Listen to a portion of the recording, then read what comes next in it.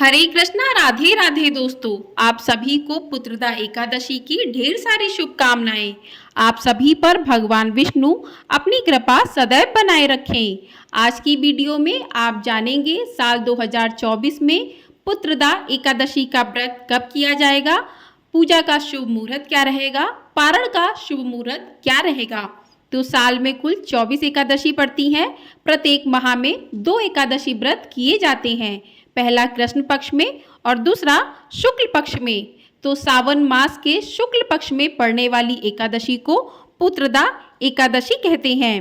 पावन श्रावण मास की शुक्ल पक्ष की एकादशी पर श्रद्धालु भगवान विष्णु की पूजा अर्चना करते हैं। मान्यता है कि सावन पुत्रदा एकादशी का व्रत पुत्र रत्न की प्राप्ति और पुत्र की रक्षा व समृद्धि के लिए किया जाता है। पुत्रदा एकादशी व्रत को हिंदू धर्म में अत्यधिक पवित्र और शुभ माना जाता है। इस दिन भगवान विष्णु की विशेष रूप से पूजा अर्चना की जाती है। मान्यता है कि इस व्रत को करने से संतान प्राप्ति और उनकी समृद्धि का आशीर्वाद मिलता है। संतान सुख की कामना करने वाले दंपति इस व्रत को अवश्य रखें। वे दंपति जो संतान सुख की कामना करते हैं, इस दिन व्रत अवश्य रखना चाहिए। संतान सुख की कामना लेकर यह व्रत करने पर भगवान विष्णु की परम कृपा होती है। ऐसे दंपति की गोद भी अवश्य भर जाती है। पुत्रदा एकादशी साल भर में 2 बार आती है, पहली पौष मास में और दूसरी सावन मास में। इस व्रत का बड़ा ही धार्मिक महत्व भी है। ऐसी मान्यता है कि पुत्रदा एकादशी का व्रत रखने से न केवल वर्तमान में संतान की रक्षा होती है, बल्कि आगत संतान को भी आयुष्य की प्राप्ति होती है। विशेषकर उन दंपतियों को भी संतान सुख प्राप्त होता है जिनके कोई संतान नहीं होती है। इस व्रत से भगवान विष्णु की कृपा और आशीर्वाद प्राप्त होता है, जो परिवार की समृद्धि और खुशहाली के लिए विशेष महत्वपूर्ण होता है। आइए अब जानते हैं कि एकादशी तिथि कब से प्रारंभ होगी और कब समाप्त होगी। तो एकादशी तिथि प्रारंभ होगी 15 अगस्त गुरुवार सुबह 10:26 से और एकादशी तिथि की समाप्ति होगी 16 अगस्त शुक्रवार सुबह 9:39 पर। यानी कि 15 अगस्त को एकादशी तिथि लग जाएगी 10:26 से और 16 अगस्त शुक्रवार को 9:39 पर एकादशी तिथि समाप्त हो जाएगी। हमारे सनातन धर्म में जो भी तिथि उदया तिथि के साथ प्रारंभ होती है, उसी तिथि पर वो व्रत और त्योहार किया जाता है। तो साल 2024 में सावन मास के शुक्ल पक्ष की एकादशी इस साल 16 अगस्त दिन शुक्रवार को ही की जाएगी। इस एकादशी का नाम है पुत्रदा एकादशी। जो भी भक्त पुत्र की इच्छा रखते हैं या जिनकी संतान है, उनकी सुख समृद्धि के लिए इस एकादशी का व्रत किया जाता है। और एकादशी के व्रत में भगवान विष्णु और माँ लक्ष्मी का विधिवत पूजन किया जाता है। आइए अब जानते हैं कि पूजा का शुभ मुहूर्त क्या रहेगा। तो पूजा का शुभ मुहूर्त 16 तारीख को सुबह 5:51 से लेकर 10:47 तक रहेगा। तो इसी समय में आप भगवान विष्णु की पूजा अर्चना कर सकते हैं। आइए अब जानते हैं कि पारण का शुभ मुहूर्त क्या रहेगा। तो पारण का शुभ मुहूर्त रहेगा 17 अगस्त दिन शनिवार सुबह 5:51 से लेकर 8:05 तक का।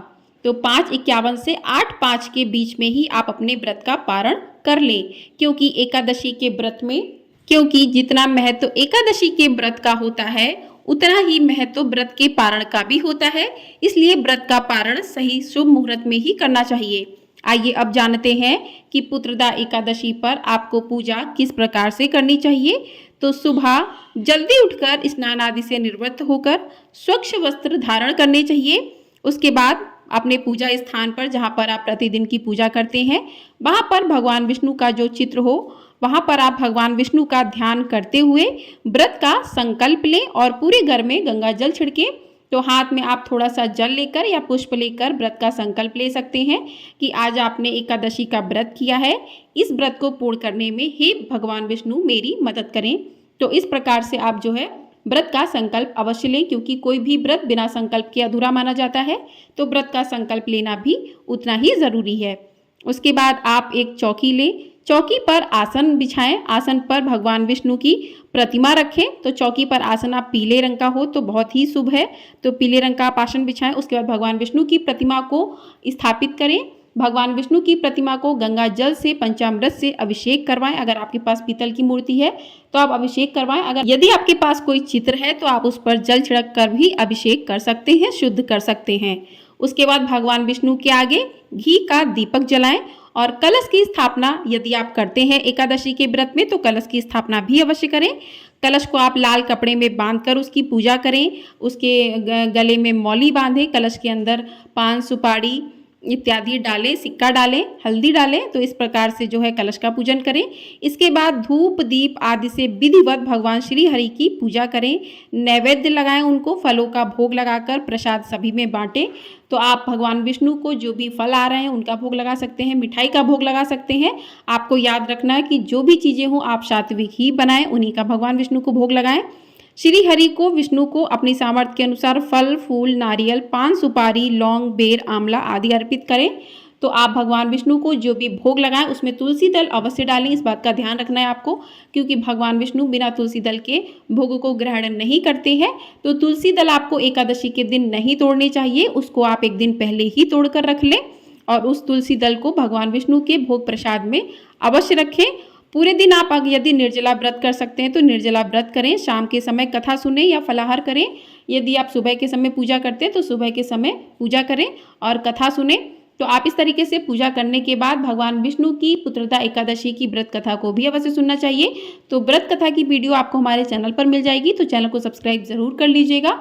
व्रत कथा सुनने के बाद भगवान विष्णु की आरती करें। आरती करने के बाद क्षमा प्रार्थना करें कि पूजा में आपसे जो भी गलतियां हुई हैं उसके लिए आपको क्षमा याचना करें। और आपको एक चीज़ का विशेष रूप से ध्यान रखना है कि एकादशी की पूजा में भगवान विष्णु को चावल अर्पित नहीं करने चाहिए। चावल की जगह पर आप तिल ले सकते हैं, तो उसके बाद आप जो है पूजा कर सकते हैं। और अगले दिन पारण के समय आपको विधिवत पूजा करके ब्राह्मणों को दान देना चाहिए, दक्षिणा जरूर देनी चाहिए।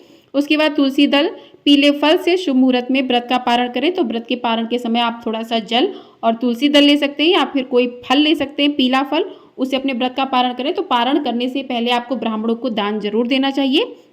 तो इस प्रकार से आप जो है अपना व्रत करें, पूजा करें और व्रत का पारण करें। आइए अब जान लेते हैं कि पुत्रदा एकादशी के दिन कौन से उपाय करें आप। तो एकादशी के दिन व्रत रखकर केले के पौधे की पूजा करें और केले की जड़ में जल अर्पित करें। ऐसा करने से निसंतानों को संतान सुख प्राप्त होता है। और पुत्रदा एकादशी का व्रत रखकर पूजा के समय संतान गोपाल मंत्र का जाप अवश्य करना चाहिए। तो संतान गोपाल मंत्र है ओम श्रीम ह्रीम क्लीम ग्लो देवकी सुत गोविंद वासुदेव जगतपते देहि में तनयम कृष्ण त्वाहम शरणम गतः।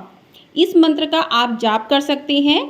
इस मंत्र के जाप से दंपतियों की मनोकामनाएं पूरी होती हैं और संतान की उम्र लंबी होती है। इस दिन आप श्री विष्णु सहस्त्र नाम स्तोत्र का पाठ कर सकते हैं। इसका पाठ करने से घर में धन धान्य सुख संपदा बनी रहती है।